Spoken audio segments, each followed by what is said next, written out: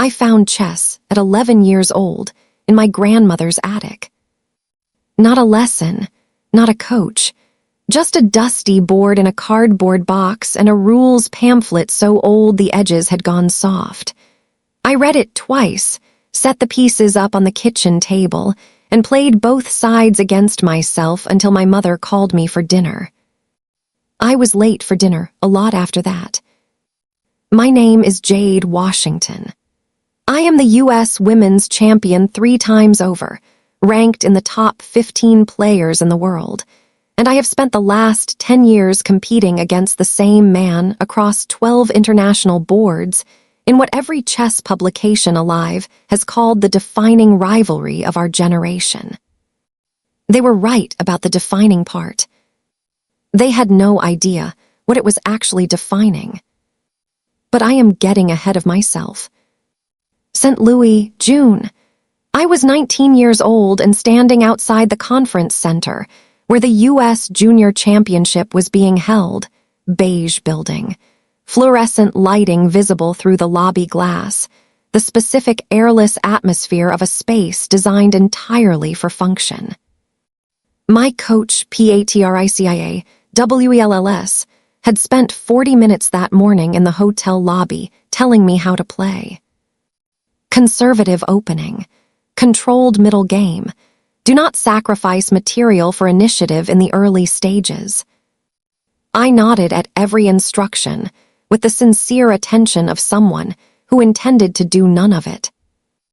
My playing style made the establishment uncomfortable, too aggressive, too intuitive, too willing to sacrifice pieces for positions that looked reckless and were, I knew this about myself with complete certainty, devastatingly precise. Patricia had spent 2 years trying to make me smaller at the board. I had spent 2 years listening carefully and then sitting down and playing exactly as I always had. Because the style was not a choice. It was who I was when I was being most honest. I was the youngest competitor in the top bracket. I had studied every player in my half of the draw. I knew their tendencies, their weaknesses, their preferred endgames. I had prepared for all of them. The final round opponent I had prepared for most carefully was Alex Carter, 22, top seed, the most methodical, precise player in the junior circuit, his strength living in the long game, in patience, in the slow accumulation of small advantages. My exact complement, my exact challenge. I sat down across from him. The clock started. I played the game Patricia asked me not to play. I won in 41 moves. When Alex extended his hand, his expression was not defeat. It was the specific, careful attention of someone who had just witnessed something they needed to understand and had decided to take their time understanding it. I shook his hand. I felt something I did not yet have a name for. I would spend 10 years finding it. Speech balloon drop, attic, in the comments if you found your things somewhere nobody expected. He found me at the post-tournament reception. Not dramatically. He was simply there, beside the refreshments table, holding a glass of water and looking at me with the specific expression of someone who had a question they had been composing since the final move. "Your queen's sacrifice on move 23, he said. No introduction, no congratulations, just the game already open between us like a book neither of us had put down. You saw the endgame 4 moves before I did. I want to know how." Nobody had ever asked me that before. Opponents had praised my talent, dismissed my style, debated my aggression in chess forums I was not supposed to know they frequented. Not one of them had sat across from me and asked how I saw what I saw. I told him. We talked for 2 hours. That was the beginning. The training circuit that followed the junior championship placed us in the same competitive environment. Same tournaments, same coaching seminars, same small world of elite junior chess that contracted around the 12 people good enough to inhabit it at any given time. Alex and I orbited each other in that world with the specific awareness of two people who have found their intellectual equal and are not entirely sure what to do with the finding. He was methodical where I was instinctive, patient where I was aggressive. He played the long game, and I played the right-now game, and across 6 months of shared tournaments and late training sessions and dinners that ran past closing time, we discovered that the two styles did not conflict. They completed each other. He made me more precise. I made him more alive at the board. Neither of us said this out loud. We said it in every game we played. 2 years of the specific relationship that forms between people whose minds find each other before anything else does. Then his coaching opportunity arrived. Europe, career-defining, the kind of offer that comes once. He told me over dinner. I did not ask him to stay. He did not ask me to follow. We were 22 and 25, and we both believed that love was supposed to be convenient, and that if it wasn't convenient, it probably wasn't ready. We were wrong about that. It would take 10 years to find out exactly how wrong. 10 years is a long time to call something a rivalry. It is longer still when you know, in the specific private way of someone who has examined the evidence thoroughly and reached an uncomfortable conclusion. That rivalry was never the accurate word. Alex went to Europe in the autumn of our second year. I flew home from the airport and sat in my car in the parking garage for 20 minutes before I could make myself drive. I told myself it was traffic. I became excellent. This is the part that looks clean from the outside. The 3 U.S. Women's Championships, the international ranking, the chess publications calling me one of the most exciting players of my generation. What the publications did not know was the specific fuel underneath the excellence. Not anger, not ambition precisely. The particular focused energy of someone who has converted an unresolved thing into forward momentum and called it a career. Alex built his coaching career in Europe, genuinely fulfilled, professionally exceptional, sending players to international competitions who reflected his specific gift for patient, precise thinking. We moved through the same chess world in parallel. Same tournaments, same publications, different sides of the same professional life. Then we would sit across a board from each other. And everything else would stop. 12 matches over 10 years, 6 wins each. The record described by every chess journalist alive as the defining rivalry of our generation. They analyzed our styles, our histories, our contrasting approaches as though the 6-6 record were a sporting statistic rather than what it actually was. A decade of letters. Written in the only language, both of us spoke fluently enough to be honest. I won and felt him across the board. I lost and felt him across the board. The matches were the most alive I felt in the years between them, and I understood this about myself, and filed it in the drawer where I kept things I was not ready to examine. Then the World Championship bracket was published. Both of us on converging paths. The chess world called it inevitable. The media called it historic. Ivan Petrov, 15-year dominant champion, final competitive season, gave an interview. He was asked about me specifically. I did not read the interview that evening. I read it the morning of our 13th match.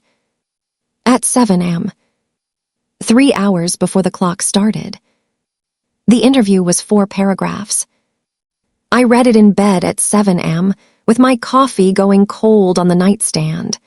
The specific bad habit of someone who checks her phone before she is fully awake and occasionally pays for it. Petrov's assessment of me was precise and deliberate, and delivered with the authority of someone who had spent 15 years being the standard against which every other player was measured. Jade Washington plays with her heart instead of her head. This is her ceiling. She has never learned to separate emotional investment from strategic calculation, and at the highest level that distinction is the difference between a champion and a contender. Alex Carter has always known this about her. It is why the record stands at 6-6 rather than Washington's favor. 4 sentences. I put my phone face down on the nightstand. I sat with it for a long time. The thing about a precise attack is that it does not require cruelty to wound. Petrov had not called me weak. He had not questioned my work ethic or my preparation or my technical knowledge. He had identified the thing I considered my greatest strength, the intuitive emotional investment I brought to every board, and reframed it as the specific reason I would never be the best. And underneath, the professional outrage was something quieter and more uncomfortable. A sliver of recognition. Not agreement, recognition. The specific feeling of encountering a version of a fear you have carried privately and finding it printed in a chess publication at 7 a.m. Patricia called it 7:30. You've seen it, she said, not a question. I've seen it. Play conservative today. Prove him wrong on his own terms. Take the emotion out of it completely. I listened to every word. I arrived at the tournament and walked through corridors where Petrov's interview was the ambient conversation. Journalists, coaches, competitors, everyone with an opinion about my ceiling and my heart, and what Alex Carter supposedly knew about both. I sat down across from Alex. He had read it. I knew he had read it the way you know things about people you have played 12 times across a decade. In the specific quality of his stillness, the careful way he looked at me before the clock started. He opened his mouth slightly. The tournament director signaled the start. The clock began. Whatever Alex was about to say went into the match instead. I played the game Patricia told me not to play. I have won prettier games. I have won faster games. Games where the position collapsed in my opponent's favor so completely that resignation came early and clean, and the room barely had time to register what happened. This was not that kind of game. This was 37 moves of the most honest chess I have ever played, and I have been playing honestly for 20 years, so that sentence means something specific. Alex opened methodically. Of course he did. 10 years and 12 matches, and his opening was still the same patient, precise architecture of someone building something meant to last. I knew it the way I knew my own handwriting. I had prepared responses for every variation. I played none of them. I played the game that was actually in front of me, responding to his precision with my instinct, his patience with my urgency, the long game with the right now game. Patricia's instructions evaporated somewhere around move 8. Petrov's 4 paragraphs evaporated around move 12. By move 15, there was only the board. By move 20, there was only Alex across it. The audience around us had gone very quiet, the specific quality of silence that descends on a chess room when something exceptional is happening, and everyone present understands it simultaneously. I was not aware of the audience. I was aware of the position, and the clock, and the specific feeling of playing without the weight of 10 years of unsaid things pressing on every decision. Move 23, my queen sacrifice. The same move he had asked me about at a reception 10 years ago over a glass of water, with the most honest question anyone had ever asked me about my game. I made it without hesitation. He saw it immediately.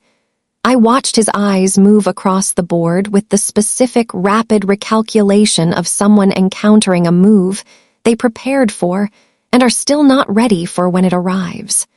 3 moves later, the position was beyond recovery. Move 37. Alex resigned. He extended his hand across the board. I took it. Then, quietly, in the space between our hands and the noise of the room registering what had just happened, he said 7 words. Playing with your heart is worth watching. He released my hand. The tournament moved forward.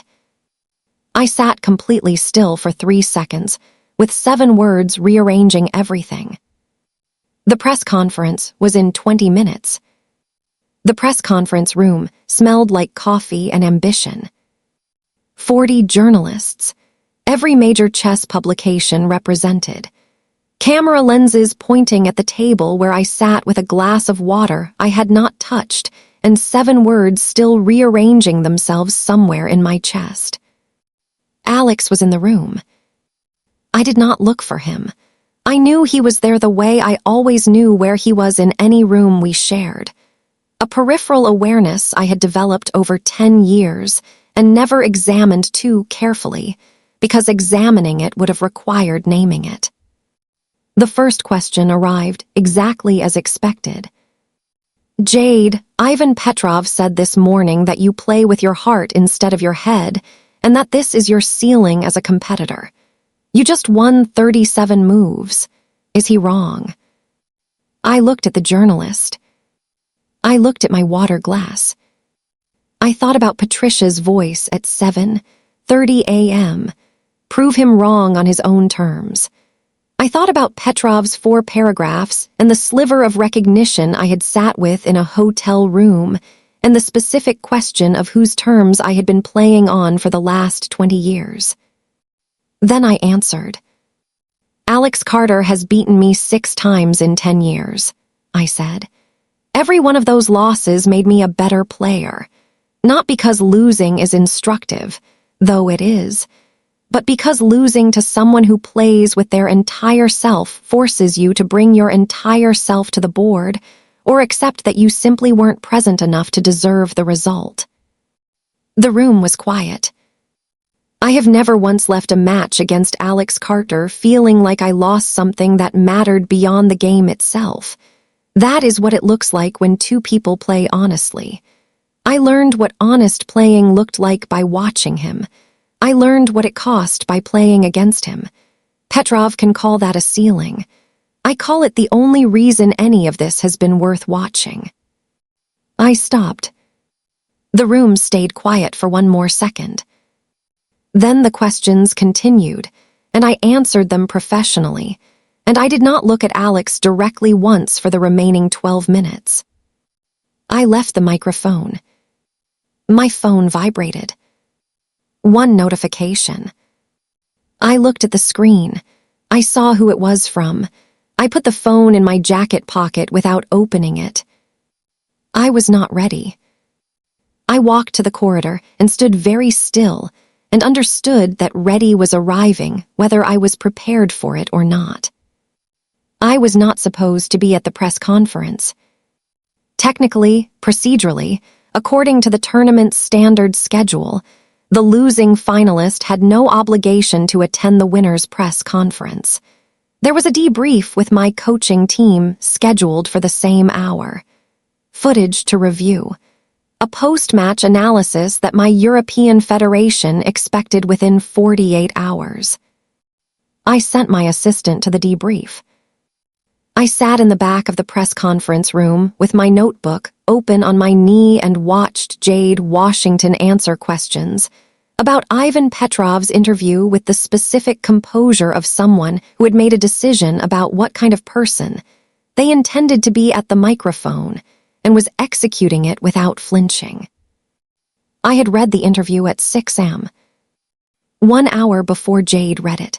1 hour of sitting with Petrov's 4 paragraphs and the specific discomfort of recognizing that he had identified something real and drawn entirely the wrong conclusion from it.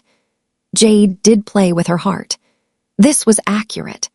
What Petrov had failed to understand, what a man who had spent 15 years optimizing for dominance rather than excellence had perhaps never been positioned to understand, was that playing with your heart was not a failure of discipline. It was the discipline. The hardest kind. The kind that required you to be completely present at a board where the stakes were high enough to make most people retreat into pure calculation. Jade never retreated. In 12 matches across a decade, I had watched her stay present at every board in every position in every moment of pressure, and I had never once seen her choose safety over truth. I had spent 10 years calling this her playing style. Sitting in the back of that press conference room at 32 years old, I was prepared to admit it was something I had been less honest about than she deserved. The journalist asked about Petrov. I watched Jade consider the question. I opened my notebook. Old habit, I took notes during matches, during coaching sessions, during any moment where something was happening that I needed to understand more carefully than real time allowed. The notebook was full of match analyses, position diagrams, coaching observations accumulated across a decade of professional chess. I wrote 4 words. I looked at what I had written. I looked at Jade at the microphone saying, I have never once left a match against Alex Carter feeling like I lost something that mattered beyond the game itself. I wrote 3 more words beneath the first 4. 7 words total. I read them back. For the first time in 10 years, they felt more accurate than anything I had written in a match analysis. Jade finished her answer. The room's quality of silence told me everything I needed to know about whether other people understood what had just happened at that microphone. I took out my phone. I typed the 7 words. I sent them before I could compose them into something safer. Then I closed my notebook and sat in the back of the room while the press conference continued and waited to see if she would open it. She put her phone in her pocket. She walked out without looking at me. I stayed in my seat for a long time after the room emptied. The notebook was open on my knee. 7 words in my handwriting, looking back at me. My phone buzzed. 1 message, not from Jade. From a number I recognized immediately, Robert Patterson, our original Northwestern coach, lifetime achievement honoree, 71 years old and apparently still taking notes on both of us from whatever seat the tournament had given him. 3 words. I read them. I sat very still. Then I understood that the debrief my assistant was attending on my behalf was going to require a follow-up conversation I had not previously scheduled. Patterson found me first. Not Alex, me, which told me everything about the order he had decided things needed to happen in. He was waiting outside the women's locker room at 6 p.m. with the specific patient stillness of a 71-year-old man who has learned that most things worth doing require standing somewhere uncomfortable for longer than is convenient. Walk with me, he said. We walked the tournament venue's perimeter corridor, the long, quiet loop that venue staff used between sessions, and that was empty now at early evening. Patterson walked slowly. He had always walked slowly. I used to find it frustrating at 19. At 29, I understood it as the specific pace of someone who had stopped being in a hurry to arrive at things. He spoke without preamble. I gave Alex the fellowship at 19 because I believed he needed it more than you did, not because he was the better player. You were always the better player, because I thought you were strong enough to find your path without institutional support, and I was not certain he was. I said nothing. I was right about you finding your path. I was not accounting for what the fellowship's absence cost you personally. Not professionally. You have 3 titles and an international ranking that proved my professional assessment correct. Personally, the fellowship placed Alex in a trajectory that took him to Europe. My decision contributed to the geography that separated you. I have carried that for 10 years, and I am telling you now because you are in the same building, and I am 71, and I have run out of patience for waiting for the right moment. He stopped walking. He looked at me with the specific direct gaze of someone who has rehearsed honesty, until it stopped feeling like performance.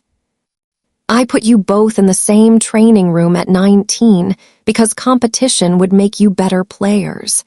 I was right about that. I did not anticipate the other thing. I have watched it develop for 10 years, and I am very glad one of you finally said something out loud today. He patted my arm once. He walked away. I stood in the empty corridor for a long time. Then I took my phone from my pocket. I opened the notification I had not been ready to open. I read 7 words. The 7 words were not what I expected. I had constructed several versions of what Alex might send in the 40 minutes between the press conference and opening the notification. Professional, careful, the kind of message that acknowledged what happened at the microphone without requiring either of us to be vulnerable about what acknowledging it meant. He sent none of those versions. He sent, I have been writing you letters for 10 years. 7 words.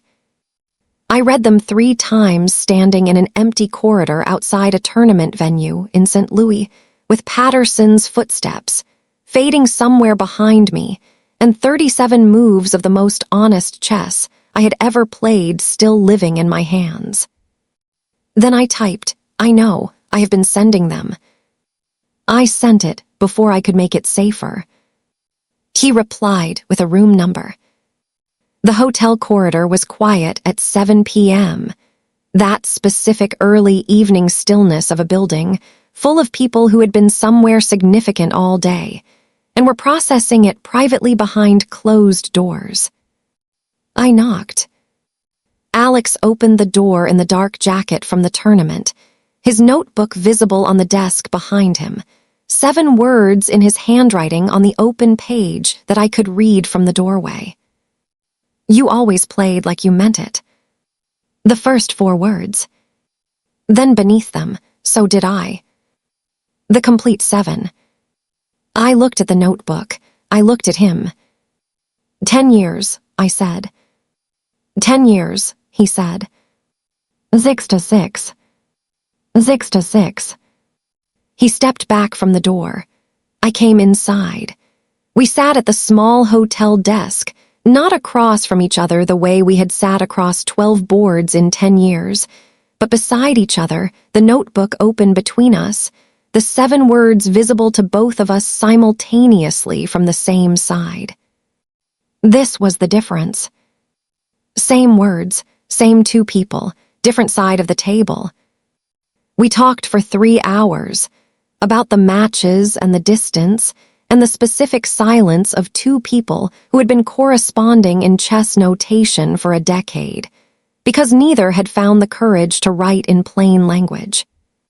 At the end of 3 hours, Alex said, "Tomorrow you play the final." "Tomorrow I play the final," I agreed. "Play like you mean it." I looked at him.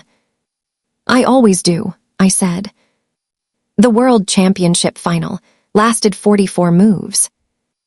I will not tell you it was the most brilliant chess of my career, because it was not.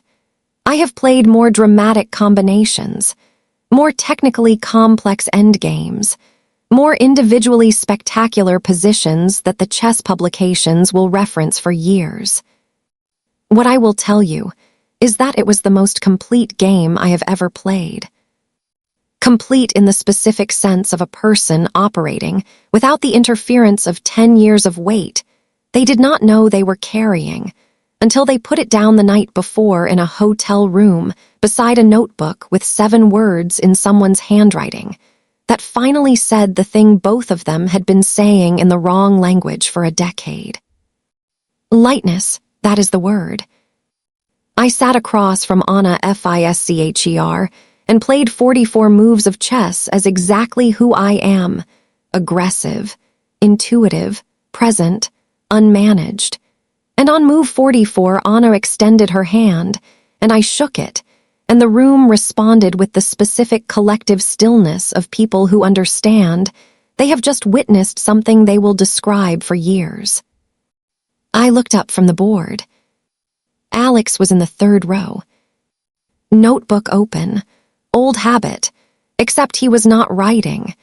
He was looking at me with the specific, complete attention of a man who had taken notes on me for 10 years and had finally put the pen down.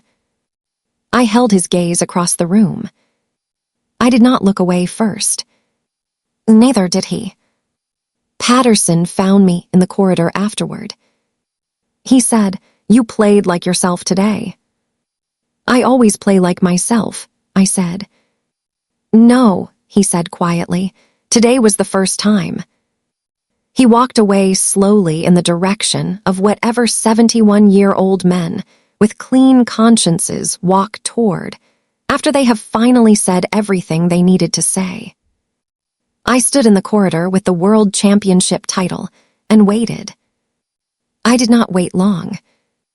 Alex came around the corner with his notebook under his arm and his jacket slightly open and the specific expression of a man who has made a decision and has stopped composing it into something safer.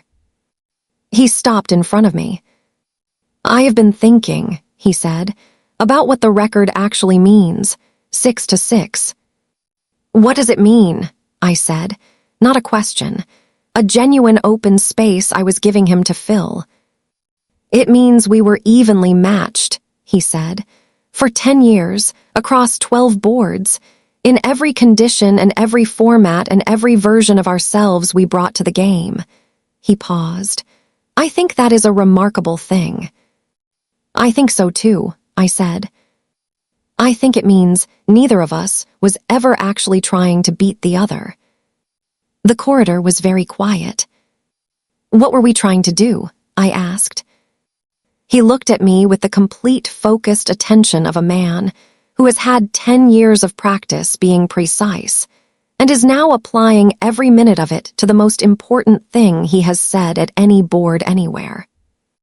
"Stay in the game," he said, "with each other, as long as possible, in the only language both of us knew fluently enough to be honest." I looked at him for a long moment. Then, Alex. "Yes. I am very tired of chess notation."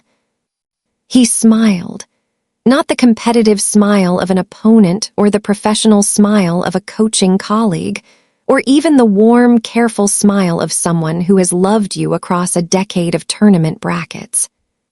The actual smile, the one I had first seen at a reception in St. Louis at 19 over a glass of water, when he asked me the most honest question anyone had ever asked about my game. He closed the distance between us in the specific, unhurried way of someone who has been composing this movement for 10 years and is finally executing it without revision. The notebook stayed under his arm. The corridor stayed quiet.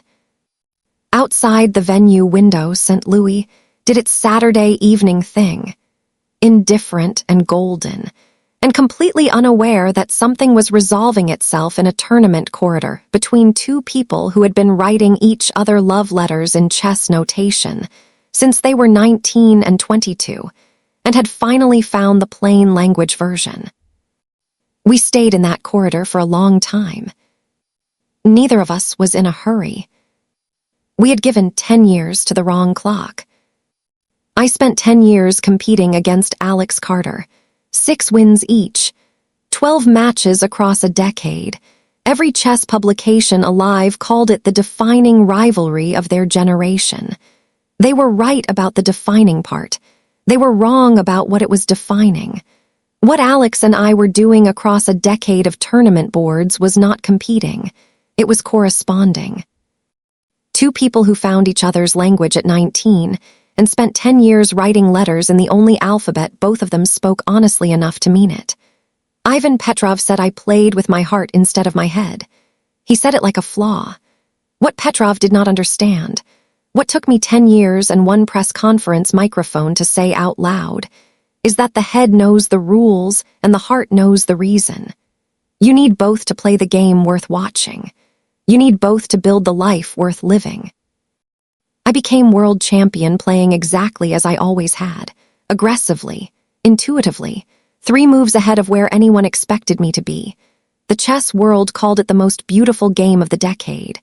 Alex Carter was in the 3rd row and he had finally put his pen down. 10 years of notes. 10 years of letters written in the wrong language to the right person. We lost 10 years to the wrong clock. We chose each other anyway on the other side of it. That is not a small thing.